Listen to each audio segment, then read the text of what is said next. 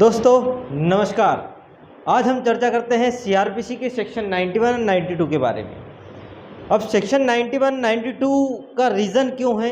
क्योंकि जब हम पिछले पार्ट में जो हमने वीडियो में देखा, हमने क्या देखा कि 82, 83, 84, 85, 86 प्रेजेंटेशन ऑफ पर्सन है। मतलब आपको क्या करना है, प्रेजेंस करना है किसका, पर्सन का। पर्सन को बुलाने का तरीका है वो समन के माध्यम से बुलाया, वारंट के माध्यम से बुलाया, प्रोक्लामेशन के माध्यम से बुलाया, नहीं आया तो अटैचमेंट के माध्यम से बुलाया, और अन्य आदेशिकाएं बॉन्ड भरवा के, बॉन्ड का ब्रीच करा के, अरेस्ट वरेस्ट, ये सब हमने 90 तक पूरा वीडियो के साथ हमने पढ़ा है। अब 91 और 92 क्या है? अब पर्सन को अकेले बुलाने से ऐसा नहीं है कि आपका जो केस है वो क्या हो जाए, डिस्पोज हो जाए, या उसका एक्विटल और कन्विक्शन हो जाए। क्या होता है कि व्यक्ति झूठ बोल सकता है। एविडेंस जब पढ़ते हैं तो उसमें लिखा है व्यक्ति झूठ बोल सकता है, लेकिन एविडेंस झूठ नहीं बोलते। और एविडेंस के तौर पे जो प्रेजेंट किए जाते हैं उन्हें हम डॉक्यूमेंट बोलते हैं। डॉक्यूमेंट ओरल और रिटन फॉर्म में होते हैं। ठीक है, चलिए अब हम चर्चा करते हैं सेक्शन 91। सेक्शन 91 समझ टू प्रोड्यूस के बारे में बात करता है। सेक्शन 92 भी जो टेलीग्राम और जो पोस्ट होते हैं उनके प्रोड्यूस के बारे में बात करता है। तो क्या बात करता है? ये बात करता है डॉक्यूमेंट और अदर थिंग। कोई भी दस्तावेज या कोई भी चीज़ बुलाना है तो वो समन के माध्यम से बुला सकते हैं। अगर आप बैरेट की लैंग्वेज पे जाएंगे तो उसमें दो अथॉरिटी के नाम बोले गए हैं कि कौन जारी कर सकता है, कौन बुलाता है। पहला तो है एनी कोर्ट। एनी कोर्ट क्या करता है? इशू ऑफ समन, समन जारी करता है कौन? Any court. और दूसरा जो नाम है वो नाम है इंचार्ज ऑफ पुलिस ऑफिसर, जो कि सीआरपीसी के 2O में हम देखते हैं, पढ़े हैं।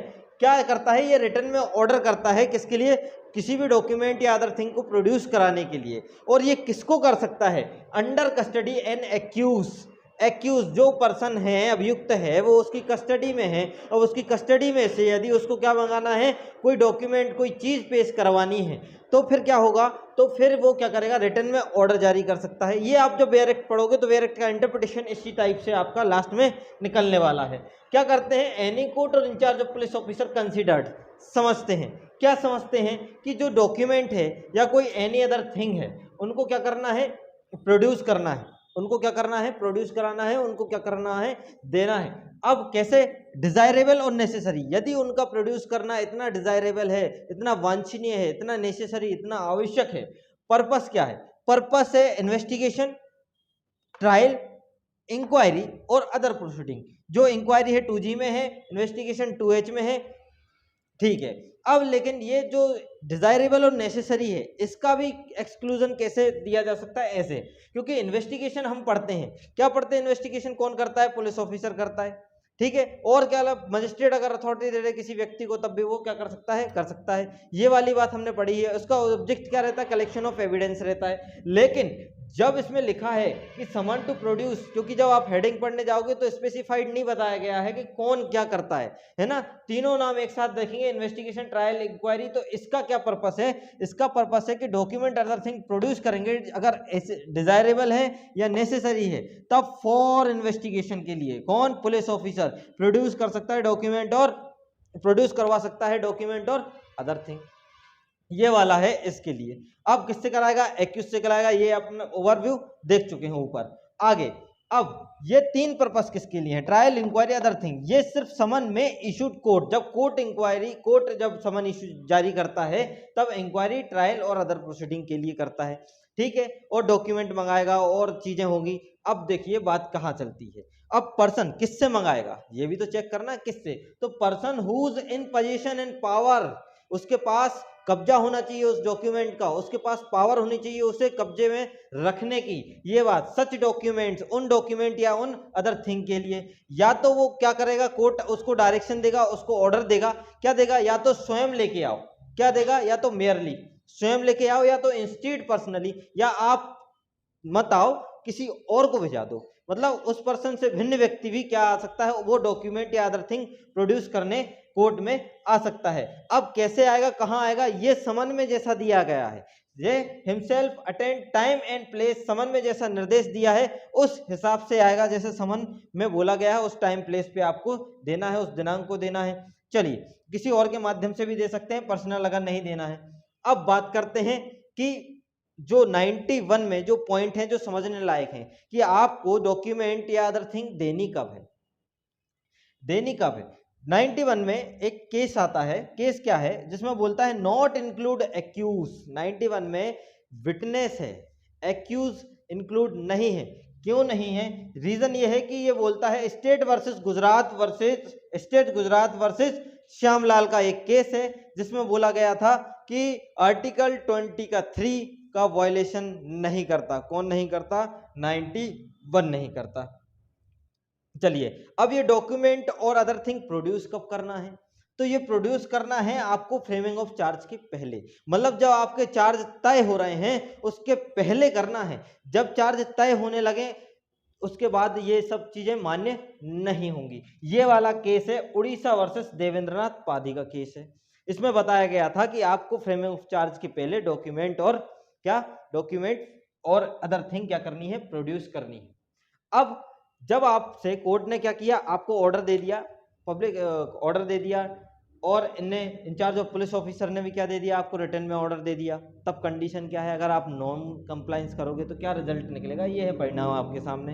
पहला रिजल्ट ये निकलेगा, आप आंसर नहीं देते, आपके पास नोटिस मिला, आपके पास समन गया, आपने कोई आंसर नहीं दिया, आपने कोई रिएक्शन नहीं दिया।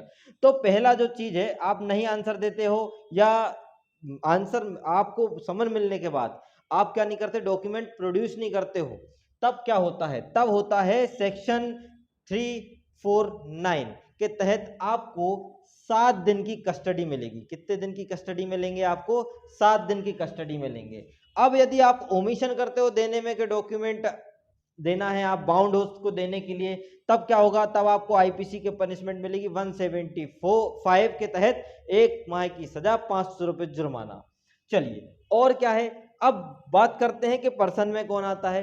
पर्सन में विटनेस तो है, जो साक्षी है वो तो उसको तो देना ही है, लेकिन नॉट अमाउंट टू विटनेस भी हो सकता है, जो से मामले के विटनेस, जिसे उस मामले की जानकारी नहीं है, आप उस व्यक्ति को डॉक्यूमेंट या अदर थिंग देने के लिए क्या नहीं कर सकते? कंपेल नहीं कर सकते, विवश नहीं कर सकते। नॉट जब तक विवश नहीं कर सकते। लेकिन यदि उसका व्यक्ति का जो डॉक्यूमेंट लेने आया है, जब तक विटनेस नहीं माना जाएगा, जब तक आप उसका क्या नहीं कर लो? क्रॉस ना हो जाए। मतलब क्रॉस एग्जामिनेशन के बाद वह क्या बन जाता है? विटनेस बन जाता है। अन्यथा डॉक्यूमेंट या अदर थिंग लेके कोई भी प्रोड्यूस हो सकता है, जैसे कि इसमें पढ़ा था मेरलिया इंस्टीट्यूट पर्सनालिटी। चलिए, ये था हमारा 91। अब इसके बाद हम 92 की बात कर लेते हैं कि क्योंकि 92 में क्या है कि जो हम चीजें 91 में एक चीज और है। 91 में जो 91 में जो एक्सेप्शन पॉइंट बताए गए हैं वो क्या बताए गए हैं कि ये एप्लीकेबल नहीं होगा एविडेंस के 1 2 3 और 1 2 4, जो कि डॉक्यूमेंट की बात करता है, जो अधिकारी या ऑफिस के डॉक्यूमेंट होते हैं, अगर उनका प्रेजेंट होना नेसेसरी नहीं होता तो उस पर एप्लीकेबल नहीं होगा। यदि दूसरा बात करता है कोई पोस्ट है, कोई टेलीग्राम है, ठीक है, और ये ऑफिस से रिलेटेड है, ठीक है, तब क्या नहीं, इन पे एप्लीकेबल नहीं होगा 91। लेकिन 92 इसी की बात करता है, इसी के एक्सेप्शन के तौर के रूप में वो खड़ा रहता है। कैसे खड़ा रहता है? वो बोलता है कि टेलीग्राम है या कोई पोस्ट है, आपको प्रेजेंट करना आवश्यक है। चलिए 92 हम बात करता है टेलीग्राम्स एंड लेटर्स के संबंध में प्रक्रिया के बारे में। क्या प्रोसीजर है?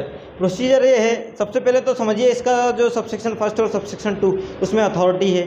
कौन कौन सी अथॉरिटी है? तो अथॉरिटी की बात कर लेते हैं। डीएम है, सीजेएम है, सेशन जज है और हाई कोर्ट है। और सबसेक्शन 2 में अदर मजिस्ट्रेट है, executive magistrate, judicial magistrate, commissioner of police और एसपी, सुप्रिंटेंडेंट ऑफ पुलिस है। क्या होता है? होता यह है कि यदि कोई तार है या कोई पत्र है, कोई टेलीग्राम से या लेटर से, ठीक है, इनमें अगर राय है, इनका क्या होना चाहिए? इन सबका ओपिनियन है। क्या ओपिनियन है? ओपिनियन है कि जो टेलीग्राम अथॉरिटी है या कोई पोस्ट अथॉरिटी है, इनकी कस्टडी में अगर कोई डॉक्यूमेंट है, इनकी कस्टडी में यदि कोई डॉक्यूमेंट है या कोई थिंग है, ठीक है, जो हमें एसेंशियल है, जो नेसेसरी है प्रेजेंट कराना, उस व्यक्ति को दिलाना जिससे वो कोर्ट में लेके आ सके, तब क्या होगा? पर्पस क्या है? इन्वेस्टिगेशन, ट्रायल, इंक्वायरी या अदर प्रोसीडिंग, जो कि हम पहले पढ़ चुके हैं। उन्हीं पर्पस के लिए पोस्ट अथॉरिटी को क्या कर सकता है? आदेश दे सकता है। क्या? किसका? कि उस व्यक्ति को वो क्या करे? डिलीवर करे डॉक्यूमेंट जो उसकी कस्टडी में है, अदर थिंग जो कि कस्टडी में है, ठीक है। तो ये क्या कर सकता है? डॉक्यूमेंट प्रोड्यूस करने का क्या दे सकते हैं? ऑर्डर दे सकते हैं। ये वाली बात है, इनकी राय है, रीजन टू बिलीव है कि ये इनके अधिकारिता क्षेत्र में, इनकी कस्टडी में है। चलिए, सब सेक्शन 2 बात करता है अदर मजिस्ट्रेट, अगर ये नहीं इनके अलावा कौन, तो एग्जीक्यूटिव मजिस्ट्रेट है, जुडिशियल मजिस्ट्रेट है, कमिश्नर ऑफ पुलिस है, एसपी, इनका भी ओपिनियन है। इनका ओपिनियन है कि जैसे कोई डॉक है, कोई अदर पोस्ट है, जैसे कि डॉक्यूमेंट है, जैसे कि कोई पार्सल है, अगर ये इनके बारे में डाउट है कि ये कहाँ है, तो पहले क्या करें, इनका सर्च करें, और जैसे ही ये मिले, जैसे ही ये मिल जाए तब उसको क्या करें, डिटेन रखें।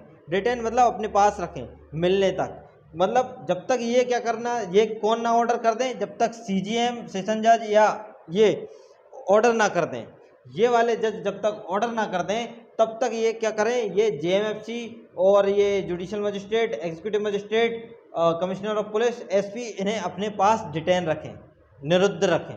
तो मतलब 92 पर्पस क्या है, 92 का पर्पस ये है, टेलीग्राम है, कोई लेटर है जो कि फैक्ट से संबंधित है, यदि अगर वो अपने पास है, जो पोस्ट अथॉरिटी के पास है, उसके अथॉरिटी के पास है, टेलीग्राम अथॉरिटी के पास है, तो उनको पहले क्या करना है, ऑर्डर देना है कि आप क्या करें, ये प्रोड्यूस करें, उस व्यक्ति को दे दें, डिलीवर कर दें, जिससे पेश करना है कि जो एसेंशियल है आपके पास है। दूसरा बात करता है कि अदर मजिस्ट्रेट है, तो एग्जीक्यूटिव मजिस्ट्रेट है, जुडिशियल मजिस्ट्रेट है, कमिश्नर ऑफ पुलिस है, एसपी है, ये क्या करेंगे, ये सर्च करेंगे किसका, ये थिंग्स का, डॉक्यूमेंट का, पार्सल का, ठीक है। जैसे ही मिल जाते हैं तो उनको डिटेन रखेंगे। कब तक डिटेन रखेंगे, जब तक ऑर्डर ना मिल जाए इन सब के, डीएम के, सीजीएम के, सेशन जज के। ये इतना 92 था।